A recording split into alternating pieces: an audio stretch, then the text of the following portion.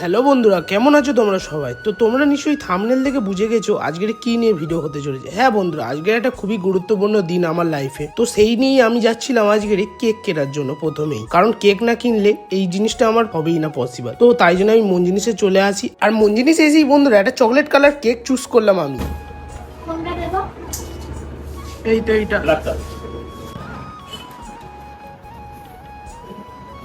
এইরকম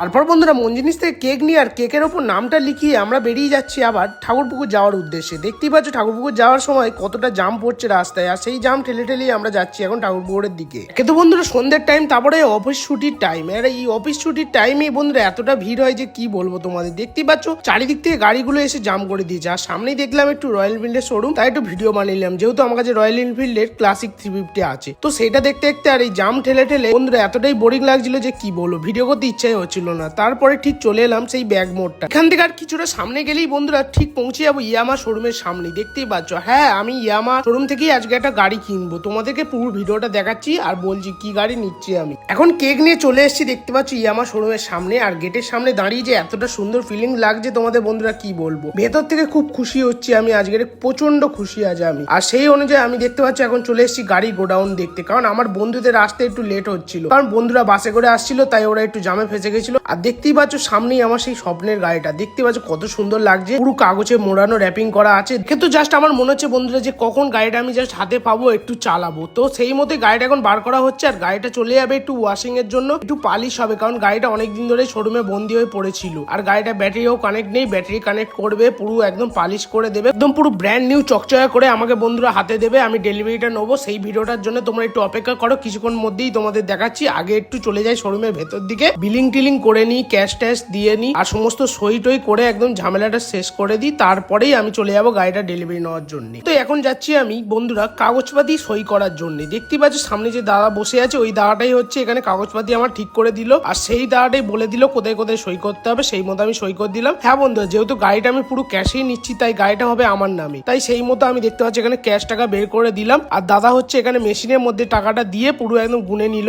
টাকাটা। তারপরে আমার যে বন্ধুকে আমি সাথে করে নিয়ে গেছিলাম ক্যামেরা করে দেওয়ার জন্য, তো সে তার ক্যামেরা বের করে তার কাজ শুরু করে দিল, আর সে কিছু কিছু সিনেমেটিক ফটো আর ভিডিও আমার জন্য নিতে থাকছিল। আর সেইটা দেখতে আমার সত্যি খুবই ভালো লাগছিল যে বন্ধু নিজে কাজ করছে, আমিও আমার এখানে কাজটা কমপ্লিট করছিলাম পাশাপাশি, দেখতেই পাচ্ছ। আর দাদারা এখানে দেখতে পাচ্ছ আমাকে সমস্ত কাগজপাতি সব গুছিয়ে দিয়ে দিয়েছে। তারপরে দাদা আমাকে একটু বুঝিয়ে বলে দিচ্ছিল যে কাগজপাতিগুলো যেন না হারায়, এর মধ্যে আমার ইন্স্যুরেন্সের কাগজ, বাইকের সার্ভিস বুক, সমস্ত কিছু এর মধ্যেই দিয়ে দিয়েছে দাদা। তারপরে আমি চলে যাই আমার বাইকটা দেখার জন্য। দেখতে পাচ্ছ বন্ধুরা পুরো একদম রেডি হয়ে গেছে বাইকটা পলিশ টলিশ করে। তারপরে দাদা নিয়ে চলে এলো শোরুমের ভেতরে ডেলিভারি দেওয়ার জন্য আমাকে। হ্যাঁ এই এখানে দেখ, হ্যালো গাইস, সব হাই করে দাও।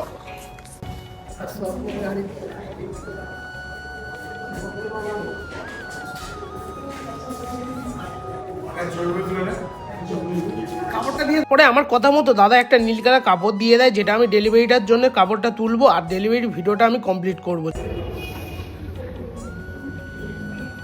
তো ফাইনালি গাইস আমি ডেলিভারি নিয়ে নিলাম, আর গাড়িটা আমি ফার্স্ট স্টার্ট আমার নিজের হাত দিয়ে করিয়েও দিলাম। আর গাড়িটা দেখতে পাচ্ছ বসে দেখছিলাম কি সুন্দর লাগছে আমাকে। তো তোমরা কমেন্টে বলতে পারো আমাকে কিরম লাগছে আর কতটা ভালো লাগছে গাড়িটা, আমার নতুন গাড়ি যেহেতু। আর ইয়ামার এটা টপ মডেল আমি নিয়েছি R15M মডেল গ্রে কালার। তো এবারে চলে আসি আমি কেক কাটার জন্য, এখানে দেখতেই পাচ্ছ।